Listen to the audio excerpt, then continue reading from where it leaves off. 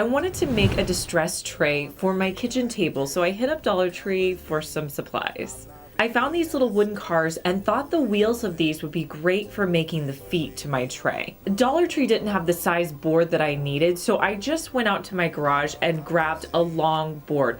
Honestly, you can use any board you have, any size will work for this project. Now you may be able to use your scissors for this next portion, but I actually used wire cutters and it worked really well.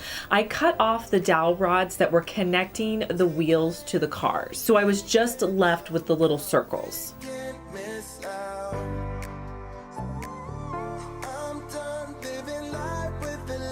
Next, I wanted my board to look really distressed. So I came in with my hammer and I just kind of had fun, tearing up this board a little bit, getting it a little bit beaten and worn looking. You can do this with a hammer. You can use pretty much anything to do this with. Next, I took the circles and I glued them to the outside of my board to make little feet. And I doubled them up so that I had two little wheel circles. If you wanted it to be higher, you could always add in additional little circles.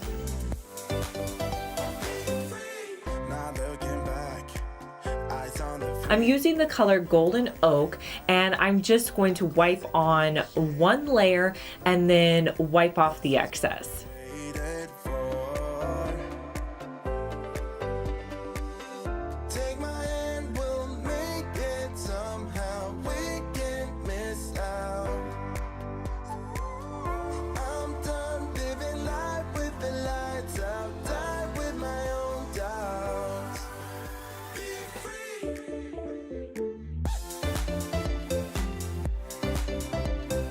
That's all there is to making this cute tray. Next, what I did with it was I put it out on my kitchen table. I'm just gonna decorate it with some plants and a book and some candlesticks.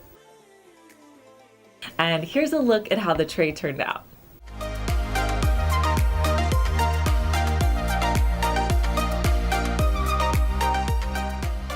Sometimes I just come across items at Dollar Tree and I know that I have to do a project with it, but I'm not exactly sure what I'm gonna do.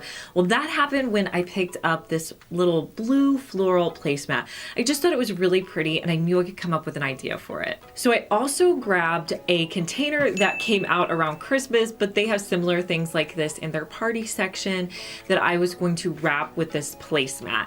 Now, the placemat did not fit all the way around, so I had to cut off a little section and hot glue that to the back, and then I tucked it in and hot glued it in place. Then I began wrapping the placemat around using the nice folded section at the bottom. And then I hot glued the inside and tucked it into place.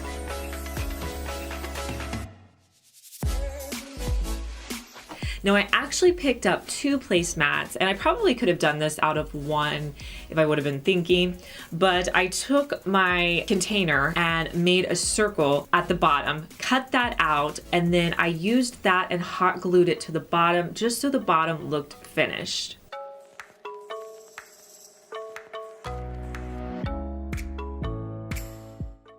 Now you could do anything with this. I added in some books and here's how it turned out.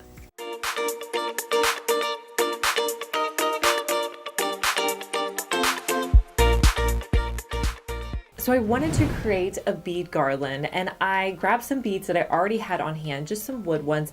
Dollar Tree has a huge selection of beads, so you could grab a bunch of different ones there. They just don't have the wood kind or the larger kind that I'm looking for. I grabbed a bamboo skewer and I took some of my painter's tape and kind of put it at the top. And then I strung the beads onto the bamboo skewers and then taped it at the other end. This is going to make spray painting these a lot easier. So I did that until I had 50 beads.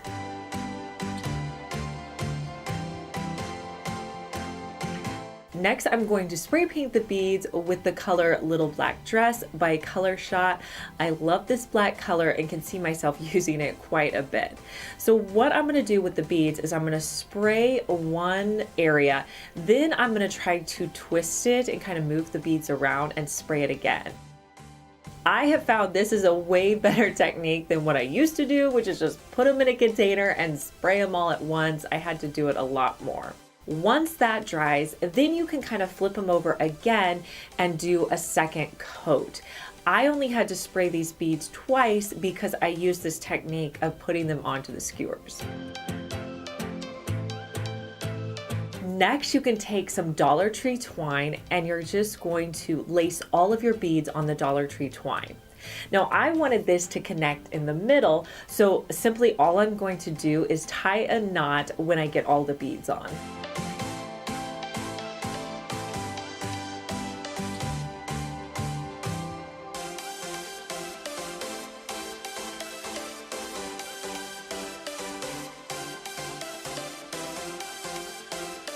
And you can drape this over your home decor and it just looks so great sitting out.